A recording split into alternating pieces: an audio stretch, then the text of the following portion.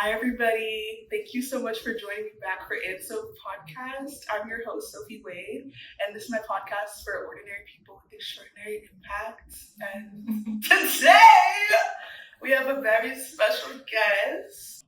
I've known you, I think, since 2013 or something? Yeah. I don't know. I feel like I have like a brief memory of meeting you at like preteen camp. Like 2011 to 2014 was when we like Yes. went to this camp. I am Marley. Full legal name is Marley Bleu Elise Berry. I am a singer. I am a friend. I am a sister. I am a daughter. I am a wife.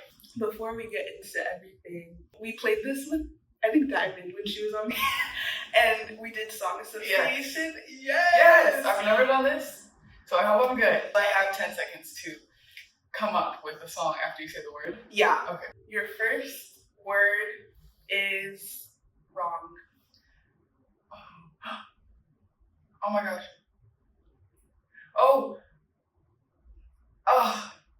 Hold on. It's a song by Teo and it's called Really Wrong. Oh. But he says it in a song somewhere. Oh, wait. Am I wrong? The thing is that you can be something for it. Let me go in Benz. I switched it up. Yeah. Oh. Yes. Good job. Shoot. It's a core memory song. Yeah. I remember. Yeah, I was like, I think I had it on like iTunes. Next word, sun. Can I sing one of my own songs? Of course. Oh my gosh. You know what I'm worth, anything I desire. All I wanna know is I'm the only sun in your sky. Ooh, is that out? No, not yet. It's so pretty. Is it gonna come out? It is. Okay. Yeah, for sure. The next word is listen. Oh. Listen. I am alone at a crossroads, hoping alone in my own home. I don't know the words to that one either. I just know. You got it though. Okay, the last word is dreams. Ooh. Oh. Every night I lie in bed, the brightest colors fill my head. A million dreams are keeping me awake. I think about a little, the vision of the one I see. A million dreams is all it's gonna take. A million dreams of the world they're gonna make. Oh, yeah. cute. Wow, that's a throwback. That was so good. Oh, thank you. You did great. Thank you. It's hard to think. It is On the spot, we can get into some of the things that we're going to be talking about today. Just more about you and just like how you kind of viewed your relationship with yourself over the years, and just like where you see like the ways that you've grown. I was curious, I guess, like what kind of encouraged you to first like start posting more, because I know like in the pandemic you posted like it was like the coronavirus. Oh like, my gosh. and like I feel like it really takes courage to just like not care and just have fun and do that. So like how did you like get over that? When it's something that comes authentically to me, like something like being silly or music, because that post was silly and music, it was just like, okay, this is already who I am. People can take things you say out of context, and I'm just like, if I just sing a song, nobody can take this out of context, because you know what song it is, you know what comes before, after, whatever. But I see people like, I don't know, context and the lack of context can scare me, and like, there's also something to be said about watching somebody evolve, like watching their personality evolve, and feeling like maybe you're growing up on the internet. So maybe that's a part of it that seems more scary to me. Yeah, that makes a lot of sense. Like I feel like those are like very different, like both normal but in different ways. So yeah, do you feel like that's something now that you want to do more of? I have this whole thing planned out, basically, but that's part of it. It's like me just sitting down talking to the camera more and doing more like bringing you behind the scenes of like what I'm going through, what I'm building. Yeah. And just like my experience in it as just a girlie doing this. So that is scary, but I'm excited too because it's an aspect of content that like I haven't prioritized at all. I'm excited for you too. Thank you. Yeah. It's like, when it comes to like just growing into like a more authentic version of yourself, like do you feel like within your music that has also evolved like since you first started as well? Definitely. Yeah. Oh my gosh, that's a good question. Because I feel like in the beginning of even just like recording songs in a studio, I was just finding my sound, and a lot of that was just like mimicking whatever the best singer I knew was. Like I was just trying to sound like what I like. Right now, I'm in a season of like not posting because that's what's authentic right now. Yeah. Because I'm in the process of like doing the behind the scenes work and setting a lot of stuff up. So I think in the past, what was inauthentic was like posting 4 times a week because somebody wanted me to, or like that was like the pressure that was on me, and I was just like, okay, what cover do I do next? I don't even want to do this, and then I post it, and I'm like, it didn't get any likes. Yeah. But yeah, so I think the authenticity bleeds into the music, it bleeds into the posting. In the beginning of my music journey, it was really easy for me to just like take a song as it was. Like let's say somebody showed me a song and it was 100% written, and I would just like record it the way it was. But I feel like now I'm taking more of a liberty, like, no, let's switch that up. Like just saying the word no more. Yeah. And just being more authentic to what I like, what I don't like. I feel like that's so freeing to get to that point too. Like I feel like you had to experience what it was like to have like less boundaries, I guess, and more people like making them for you. Like this is what you need to be doing, to like realize like, oh, like this doesn't even feel like me. Yeah. Sometimes I have to like zoom out and remind myself that my brain is still developing. Yeah. Like we're not, well, no. Are you 25? I'm 23. What? I think you're older than me. Really? No! Wait, no way! Are you 24 or 20? I'm 24. Okay, I'm 24. This whole time I thought you were like a few months older than me. Our brains collectively are still developing, and when I like take a moment to zoom out, I'm like, okay, I have more grace on myself because I feel like even growing up in church, like being expected to mature so fast, and like have grown-up conversations with people, and like constantly be working on yourself and your character. Yeah. It can give you this vision of like, I need to figure out who I am, like now. Right. And I need to be definite in it. Like my identity it's in God, so like nothing around that really matters. Like it's only God, but then you have so much other discovery to do. I don't know, it's an interesting like balance because your identity should be in what you believe in. Right. But it's like there's so many aspects to life that you're like also finding out.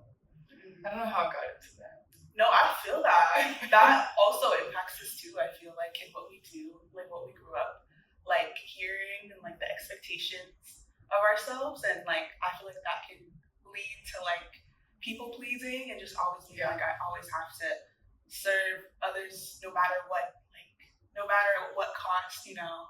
And so that can definitely like lead into the things we do now as adults. So critical thinking skills are something that is coming to me later in life.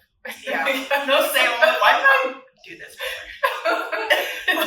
Thinking back to your younger self, like there's anything that you wish you could like just say? Trust your instincts, trust your gut.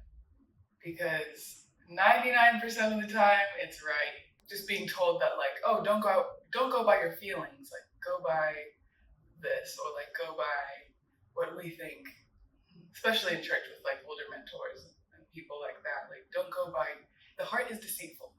Like, and so I think listening to my gut, I would confuse that with like, that's deceit. But it's also the spirit. It's not deceit. I think it's like, it gets twisted. So I think listening to my gut, being able to say no to things, and seeing like what actually is beneficial to me, and advocating for myself, because I think I was just really shy as a kid too, and like shy but also silly. Like the people who liked me because they knew that side of me. Yeah. But being shy, not wanting to advocate for myself, like being a people pleaser and like the golden child, just wanting to like be the teacher's pet everywhere. Yeah. I didn't want to disrupt anybody or make anybody feel uncomfortable. Yeah. And that like held me back from a lot and like held me back from fully authentically expressing myself. So I think that's what I'm doing now. Like listen to my gut. Like, don't shove that down. Yes. Yeah, I feel like there's been like so many fun things, and I feel like I've only like kind of just like seen it on social media, like just from the surface. But then I never got to like sit down and be like, wait, oh, what's that? Like first, I wanted to, bruh, not bruh. We're back again, you guys. This is part 2 of the same episode. You know, there was some trials and tribulations, but a few.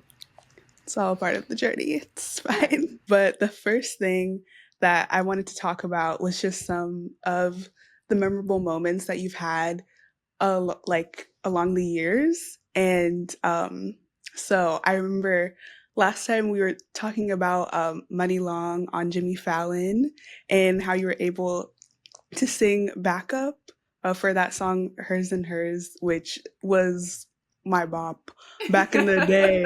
And like I remember when I found out that you were going to be singing it, I was like, that's crazy. And I know that was like about 3 years ago. That was, oh my gosh, I think it was. If you want to share with everyone a little bit more about what that was like preparing for that and kind of growing into your confidence of performing on that stage, because I know a lot of people got to see just the performance and didn't really get to see the behind the scenes of what it was like for you. So first of all, I didn't even know that there was a challenge going on. Like I didn't know that somebody could win the challenge. And so I just put like the hashtag, like, you know, the song challenge, and I thought it was just to do it. Yeah. And I posted my version on Instagram and TikTok. And I didn't think that people were going to like win anything. Yeah. But when I like woke up one Saturday and I had all these notifications and I look at my phone and I see this post on her page and she was like, congrats to Alexia J and Marley Bleu, you won. And I was like, what? What did I win? And I went down and I scrolled down to the original post, which was like a months back or something like that. And it was like, we're looking for 2 backup singers for the Jimmy Fallon, or like for a show, the Valentine's show it was supposed to be. But then, because that show got postponed, it became like a Jimmy Fallon thing. And I was like, what? That's crazy. And then she really gave us room to like be ourselves, and she wanted us to like riff and just like take up more space, because I think both of us, Alexia and I, came in more like reserved. Like we are background singers. We're not trying to like take the stage. Yeah. And I think it was good because like, I don't know, it's better to like be told to add more than to like, hey, tone it down. Right. So, thanks. So we did our thing, and even at the rehearsal, like I was a little intimidated because, not even in a bad way, I was just like, wow, she is such a good leader. Like she knows what she wants. And her like movement coach at the time was like, I told you this, but I'm going to retell it for the new recording. Yeah. He was like telling us to walk a certain way. And that was my first time like consciously thinking about the way that I walk and like the way that it looked. And then I was like, what is this? But it was so cool because he was so intentional behind every single step of like the rehearsal and how it would look, things that I've never thought of before, that like the small things that add up. And then we made this little a cappella arrangement, and it was cool because we each contributed to like writing that little thing. So she was so cool because she just wanted to like lift us up and give us our own platform. I gained like, no joke, like 30,000 followers on Instagram from that whole thing. That's insane. Yeah, that was crazy. I did not expect that. But that was so fun. And then like filming the actual thing. Jimmy Fallon is in New York, but we filmed it in LA because it was pre-recorded. Oh, I didn't know that. Yeah, so it was cool because it was like close to home. Yeah, and met some cool people. It was a really like, how do I say, like seamless shoot day. And yeah, just really fun. Yeah, you guys looked so good too. Like I was watching the video earlier and I was like, yeah. I'm sure that will inspire people who don't really feel comfortable being on stage, but they do like to sing or they want to perform, and how they're able to kind of get to that place as well, like with practice. Coming from that, how you were able to continue to embrace like that confidence that you already had that was just beginning to come out more when you were performing at your first festival, which was in Austin. And that time it was just you instead of two other people. So yeah, I would love to hear how that was for you, like getting prepared for that and being on stage. And like, I don't know, I feel like I would just be like, oh my God. Yeah. Well, even like leading up to the day, I think the way that the Jimmy Fallon experience shaped my view of like the festival performance, there were years in between that. So I had a lot of time to like not only personally grow in my confidence in the way I present myself, but also just like be watching the way that my favorite artists performed and like just like drawing inspiration from so many different places. Yeah. And like I had a team switch. So like my new management it's like they're very serious about like, let's make everything the best we can make it. Certain people who were on my team would kind of just be like, oh, well, you have the voice. Like that's all you need. You just need to get up there with a stool and a mic and like your voice is, that's going to sell it. And like, I think I was always told that. And it's a compliment on one hand, but then on the other hand, it's like, well, what if we take my voice and make the rest of the show like amazing? Right. Instead of just like acoustic set, like stool, spotlight, me singing with like no tracks or like no prep. And so my new team really emphasizes like, no, let's make everything like match up to your voice. Because like that's the best it can be. So with that in mind, I was taking like movement classes for literally 6 months just to get comfortable in my own body. Because I was like, this is a festival. Like, this is just me.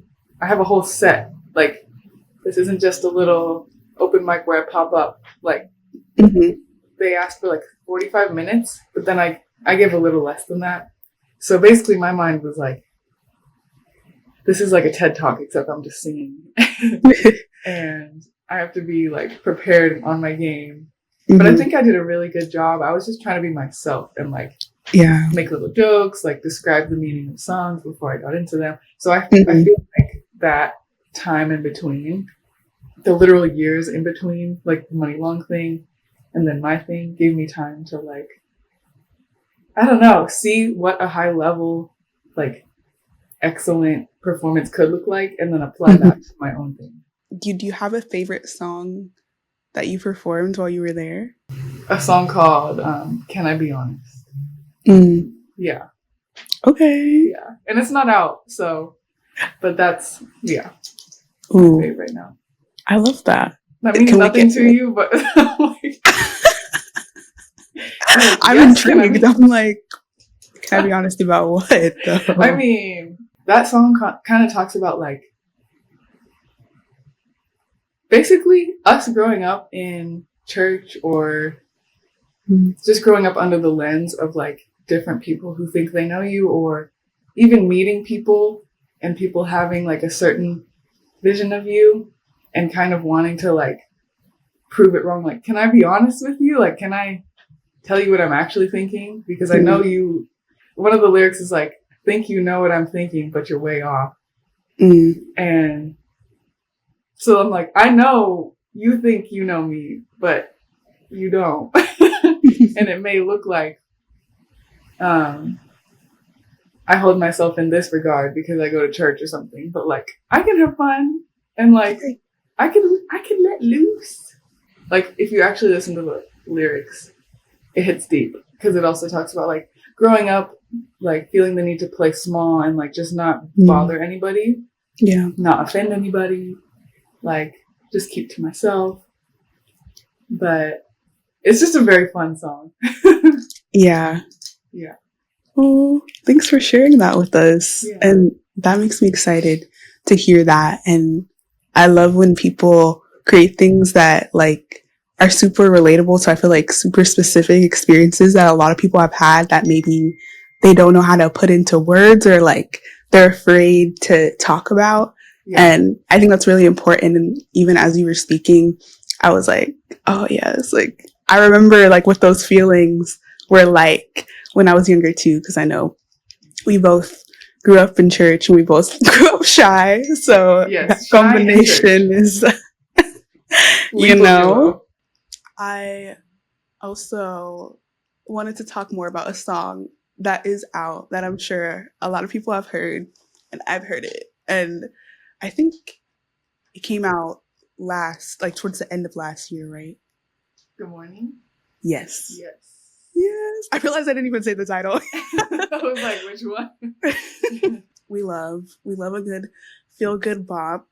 And I would love to hear more about how that came about, since now that I was thinking about it more, I was like, I remember you posting like about that song like earlier, like way earlier. And I remembered, I was like, I would love to hear more about how that song came to be from like all those years and how you're able to release it, and just what that process was like working with Pharrell, and just like how meaningful that relationship has been to you. I love that song, and that song means so much to me because that was the first song that Pharrell and I did from like the ground up. Here's the story. Basically, we go into the like studio house. I'm eating an acai bowl. Alexa was with me. Love that. And I hear these chords, and like the kitchen was like kind of closed off from where we were, so I didn't see what was happening.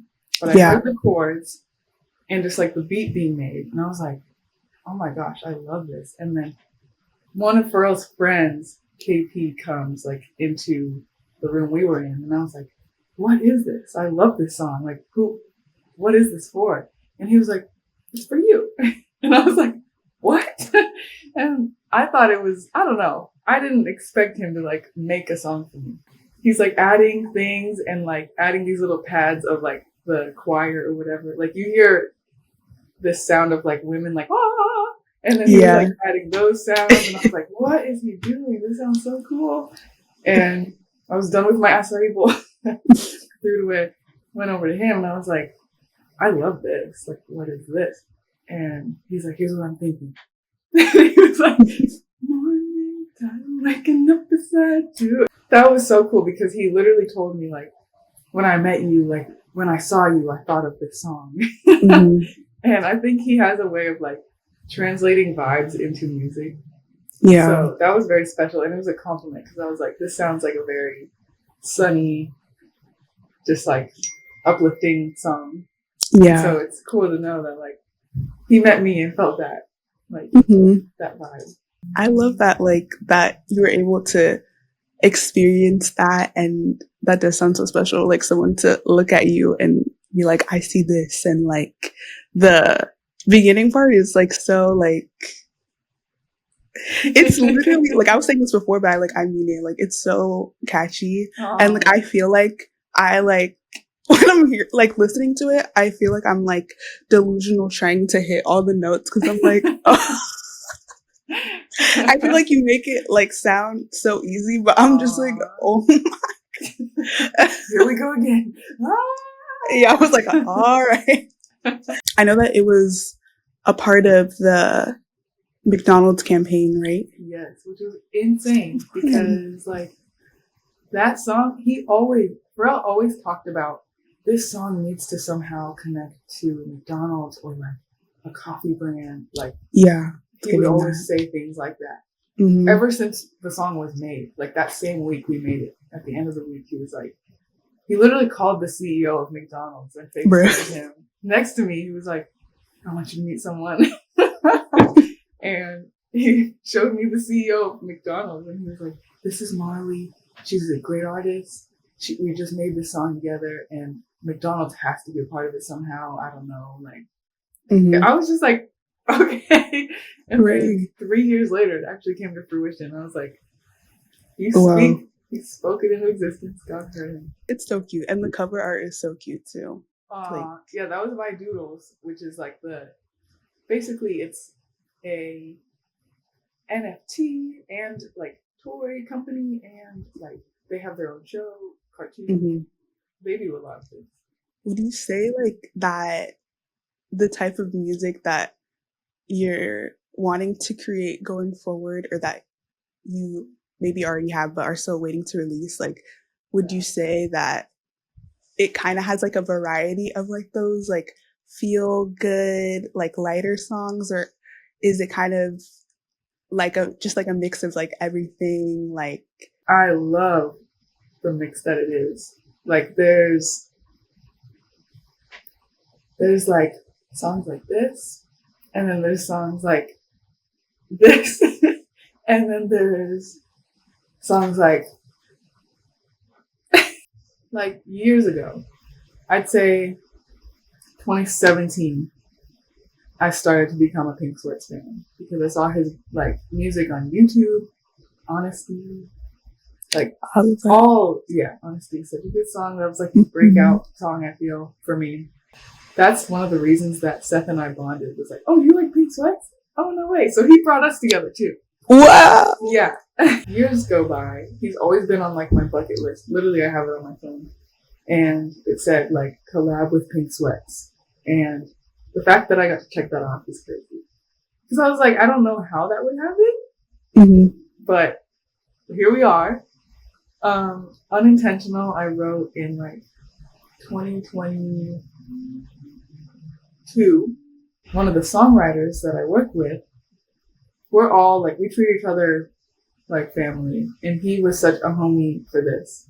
He had a session with Pink Sweats, and the label that I was at the time was looking for a feature on Unintentional. And they were hitting up like a bunch of different artists, asking if they were interested. But because of Rozo, shout out to Rozo, he worked with Pink Sweats in a session. He texted him and he was like, hey, there's this artist who we just wrote a song. Like, I want to see what you think. He sent it to him. And Pink Sweats sent back like fire emojis or something like that. And he was like, let me hop on it. And he didn't even ask him at this point. Pink Sweats was just like volunteering himself. Oh, wow. Yeah, like, so he didn't even ask. And I was like, this is meant to be. Like, yes. And so I got that screenshot and I was like, what? Is this real? Like, because people say things. People always say things like, oh, we should do this, we should do that. Oh, what if this? Yeah. Like, you know. And I've just gotten used to, like, it sounds sad, but I've gotten used to, like, not expecting things to actually happen. Rozo, like, FaceTimes me, and he plays me the version with Pink Sweats verse on it. And I was like, what? He actually made time to, like, get in the studio, write it. Like, that's a commitment. An artist that I love, who I've always wanted to collab with, is my first song collab ever. Like, wow. Yeah. And so it goes to show like kindness and like just being a good human goes a lot further than you know, because it wasn't just based on like my voice. It was heavily based on like Rozo was such a good person. He's so friendly. He did that for me with nothing in return. I feel like it worked out perfectly. Like all of everybody else that didn't work out, like it was perfectly aligned like for that. And so that's so cool that he was down. And like, I can see why, because it really is such a great song. And so I'm glad that he got to put his little twist on it. And yeah. And I love that he's someone that brought you and Seth together, and that song, like, isn't it kind of like talking kind of about like that story with Seth as well? Yes. Exactly. Yeah. I love that. And like I just hope that you can continue to meet a lot of genuine people just along your path. Those two songs are both on Spotify and Apple Music, right? Everywhere. Period. Go listen, you guys, if you haven't, and add it. That's a playlist. I've added it to mine. I know we didn't talk about this last time, but I was also curious, like, how, like, that story, like, of you and Seth, like, how to be, because I was like, I don't know if I really like knew like the origin full story, because we knew each other since we were 3. So in my head, I was like, I never viewed him in a romantic sense at all. Growing up, I was just like, oh, that's Seth. Like, that's my buddy right there. Then in like 2018, 19-ish, we started actually talking and like being at different like events together and like just getting to know each other. And I was like, wait, he's actually hilarious and funny and like really cool and humble and all these different things. And I was like, wow. And he's stylish and cool and like unique and blah, blah, blah. And then he asked me on a date. That was the best date of my life. Like, I almost peed my pants laughing because that's like the best. Yeah. And I always prayed for like a relationship where it could have the same dynamic and like humor as like me and my brother growing up. Because I was just like, we can make the most dumb scenarios in our heads and just bounce off of each other's humor. Like, and it gave me that energy. And I was like, I am having such a good time. Like, we get each other and our humor is so dumb. And so then we went on like 3 more dates. And then that along a period of like 8-9 months, then he asked me to be his girlfriend. And then 3 years later, he proposed. And that's crazy. We've been married for literally 2 years and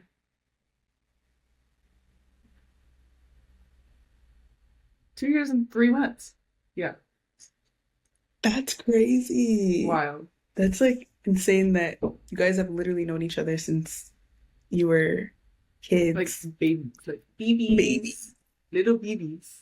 On each episode, we've all kind of been looking more, I guess, inward to see like how that journey has been with growing to love ourselves more as we grow up, and how that reflects just within how we treat ourselves and like how we treat our world on the outside. Something that I've noticed a lot when just talking with my friends is just like those boundaries. I feel like sometimes when you know your worth now and you've just experienced different things. And so I was wondering what's been kind of for you, I guess, one of the most like unexpected challenges of continuing to live out your self-worth, I guess, as an adult now. I think it's something that I have been growing in for the past like just 4 or 5 years of my life, is just like saying no to things,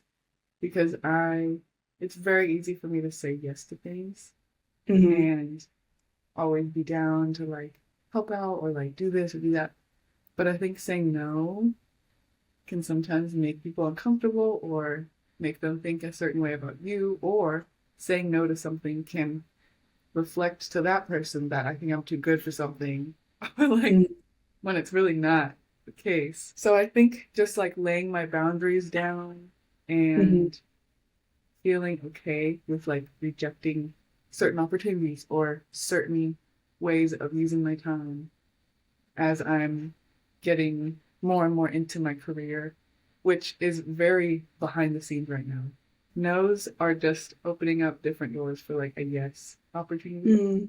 If it's meant for me to do, it'll be very clear. I won't have to like second guess. I love what you said in the end about how no's are just helping you open doors to that yes. Like, I feel like that's so important to remember, like you were saying, because it does feel like you saying no to something is like closing the door on the only opportunity you'll have to ever do something like that or ever experience something or feel something. When sometimes it's just not the right version of that or the right opportunity of that, but something else. Being at college and like having a scholarship group and like deciding that I was gonna take a break to actually pursue music full time.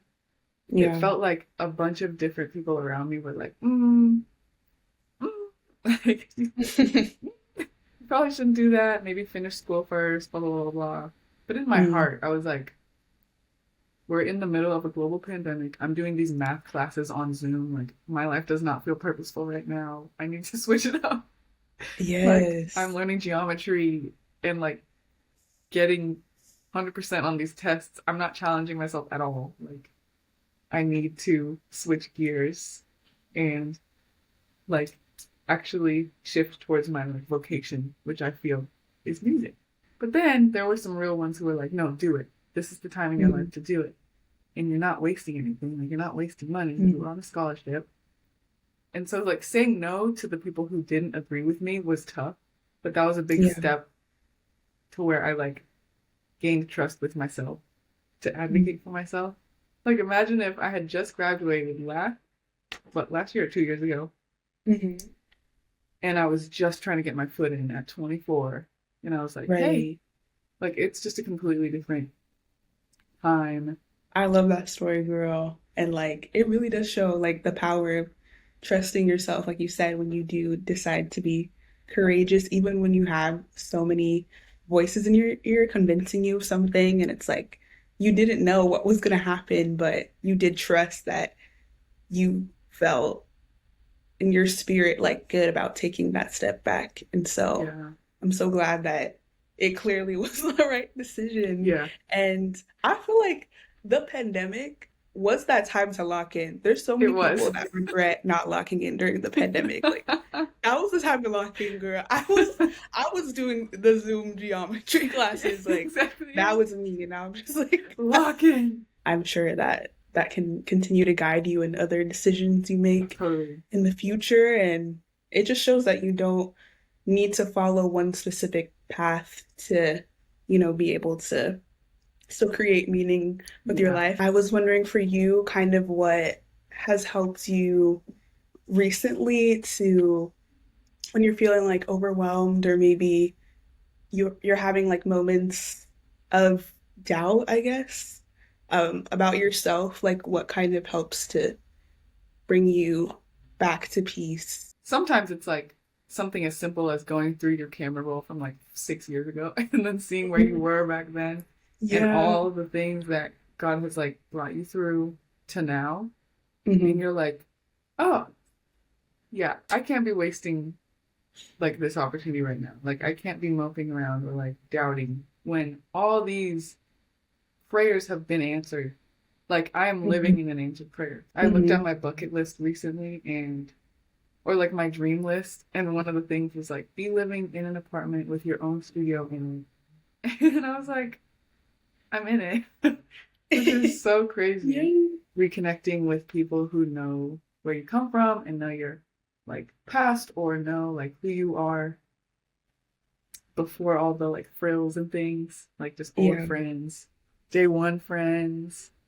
They really help just like breathe life back into you and be like, remember when you were going through that one family thing and like you made it and like now you're here and you're doing this. And like that really helps me too. And then also just like praying and just like trying to realign my thoughts with the way that like God would view this situation. Yeah. He'd probably be like, why are you doubting? I literally just did this thing 20 days ago. Which you wanted. Like, there's no reason to doubt yourself. I think that's so important to have both, like you were saying, like those friends that have seen you go through different things that maybe we don't always like take the time to like remember and reflect on and be like, wow, like that was a really hard time and now I'm here. And I think that's beautiful to be able to experience the other side of those things. I feel like you've pushed through so much, and I just really admire just your resilience through like every change in your life. And I feel like you've always, like through every era that I've known you, like you've always just brought such a light no matter what. And I'm just grateful that we can still, or that we can like come together like so many years later and just be able to talk about everything and just be excited for wherever we're headed, wherever we're going, and just being able to be living as these more confident and secure versions of ourselves than the little shy church girlies that we were. Yeah. Exactly. Yeah. So I just want to say that, and I'm just grateful for you sharing all of that. I'm grateful for you asking. Oh, of course, girl. I've just been focused on more intentionality and like saying yes to things that like actually recharge me, and like saying yes to music that actually recharges me, like whatever that means. Saying yes to things that are actually going to be beneficial, and saying no to things that you know you would just be doing to like please somebody. So just intentional. I was talking to you about this, but like reflecting on how we are all going to die, and it's just the truth. And like, why waste our time worrying, or like why waste our time trying to please everybody when you cannot? Thank you so much for coming on. Thank you for having me. Of course. Honored. This was so fun both times. Same. And yeah. Both. Yes. And I'm just excited to hear all the new music that I can work out to and bop to and cry to and dance to and wake up to it. Yes. Wake up all the emotions. So I'm like, yeah. And thank you for everybody else for listening to our chat. I hope that you enjoyed it and learned something new. You can follow Marley on Instagram. Marley Blueberry. And you guys can also follow Andsoph on Instagram as well. It's Andsoph Pod. And we will have new episodes every other Friday, which will be exciting for the rest of the season. And if you want to be on the podcast, there'll be a form below that you can fill out with your availability and all the things that you like. I was your host, Sophie Wade. And and this was Marley. Thank you guys for listening. We'll see you next time. Bye. Bye.